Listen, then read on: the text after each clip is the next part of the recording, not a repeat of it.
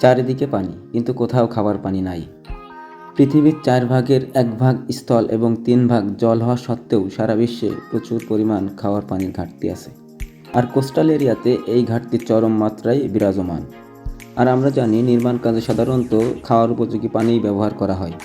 তাই কোস্টাল এরিয়াতে নির্মাণ কাজের জন্য উপযুক্ত পানি পাওয়া বেশ কষ্টকর। আজ আমরা আলোচনা করব নির্মাণ কাজে কী ধরনের পানি ব্যবহার করা উচিত, অনুপযুক্ত পানি ব্যবহার করলে কী কী ক্ষতির সম্মুখীন হতে হয় এবং এই সব ক্ষতি হতে কীভাবে উত্তরণ পাওয়া যায়। তো চলুন শুরু করা যাক। আগেই বলেছি নির্মাণ কাজে খাওয়ার উপযুক্ত পানি বা পোর্টেবল ওয়াটার ব্যবহার করতে হবে। অর্থাৎ নির্মাণ কাজে ব্যবহৃত পানি সকল প্রকার অপদ্রব্য ও ক্ষতিকর রাসায়নিক ও খনিজ উপাদান মুক্ত হতে হবে। আমরা কি এটা চিন্তা করেছি যে পানি নির্মাণ কাজে কী হিসাবে কাজ করে?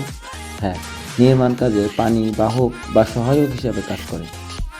আমরা যখন কংক্রিট অথবা মর্টার মেশানো শুরু করি তখন শুকনো অবস্থায় এর রাসায়নিক ক্রিয়া বা শক্তি অর্জন শুরু হয় না। ঠিক যখন এর মধ্যে পানি মেশানো হয় তখন থেকেই এর হাইড্রেশন বা সিমেন্টের পানি যোজন বা রাসায়নিক ক্রিয়া শুরু হয়। অর্থাৎ সিমেন্ট জমাট বাঁধতে বা শক্তি অর্জন করতে পানি সহায়ক হিসাবে কাজ করে। সেক্ষেত্রে নির্মাণ কাজে ব্যবহৃত পানিতে যদি অপদ্রব্য বা ক্ষতিকর উপাদান থাকে তাহলে একদিকে যেমন শক্তি অর্জনে ব্যাহত হয়, অন্যদিকে কংক্রিট বা মর্টারের স্থায়িত্ব বা আয়ুষ্কাল কমে যায়। অতিরিক্ত ঠান্ডা বা গরম পানিও কংক্রিট বা মশলা তৈরির কাজে ব্যবহার করা উচিত নয়। অতিরিক্ত ঠান্ডা বা গরম পানি ব্যবহারের ফলে কংক্রিটের শক্তি অর্জন বা রাসায়নিক ক্রিয়া সম্পন্ন হতে ব্যাহত হয়। নির্মাণ কাজে ব্যবহৃত পানির তাপমাত্রা 25 ডিগ্রি সেন্টিগ্রেডের কাছাকাছি হতে হবে।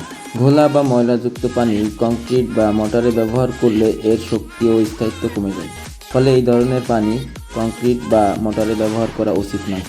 স্যালাইনিটি বা লবণাক্ততা নির্মাণ কাজের সবচেয়ে ক্ষতিকারক বিষয়। নির্মাণ কাজে ব্যবহৃত উপাদান যেমন ইট, বালি ও পানির মাধ্যমে কংক্রিট বা মর্টারে লবণাক্ততা চলে আসে। সুতরাং নির্মাণ কাজে ব্যবহৃত মালামাল সিলেকশনের বিষয়ে অবশ্যই লবণাক্ততার বিষয়টি খেয়াল রাখতে হবে। বিশেষ করে পানি ব্যবহারের ক্ষেত্রে অতিরিক্ত সতর্কতা অবলম্বন করতে হবে। কংক্রিটে লবণযুক্ত পানি ব্যবহার করলে কংক্রিটে ব্যবহৃত স্টিল সহজেই ক্ষয়ে যায় এবং মর্টারে লবণযুক্ত পানি ব্যবহার করলে গাঁথুনি ও প্লাস্টারের স্থায়িত্ব কমে যায় এবং সহজেই প্লাস্টার খসে পড়ে। এখন আসি কিভাবে এই সকল সমস্যার সমাধান করা যায়। নির্মাণ কাজের জন্য মিঠা পানির পুকুর ব্যবহার করা যেতে পারে। সেক্ষেত্রে পানিতে ঘোলা বা অপদ্রব্য থাকার সম্ভাবনা থাকে। এগুলো পরিহার করার জন্য ফিটকিরি, চুন বা এই জাতীয় দ্রব্য পূর্বে থেকেই পুকুরে ব্যবহার করে রাখা যেতে পারে। অনেক ক্ষেত্রে গভীর নলকূপের পানিতে হালকা লবণের উপস্থিতি থাকে এবং অগভীর নলকূপের পানিতে আর্সেনিক এবং আয়রনের উপস্থিতি থাকে। এক্ষেত্রে অনেকে কনফিউজড হন আসলে কোন পানি ব্যবহার করবেন। বাস্তবতা হলো আর্সেনিক এবং আয়রনের তুলনায় স্যালাইনিটি নির্মাণ কাজের জন্য অনেক বেশি ক্ষতিকর। সুতরাং অবশ্যই এক্ষেত্রে শ্যালো টিউবওয়েলের পানি নির্মাণ কাজে ব্যবহার করবেন।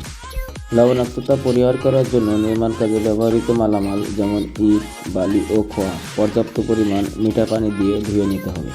এছাড়াও লবণাক্ততা দূরীকরণে অতিরিক্ত সতর্কতার জন্য প্লাস্টারের পূর্বে তেঁতুল ভেজানো পানি ও বাজারে প্রাপ্ত বিভিন্ন অ্যান্টি-সল্ট গাঁথুনি পৃষ্ঠে ব্যবহার করা যেতে পারে। ভিডিওটি প্রয়োজনীয় মনে হলে শেয়ার করে রেখে দিতে পারেন। ধন্যবাদ এতক্ষণ সাথে থাকার জন্য।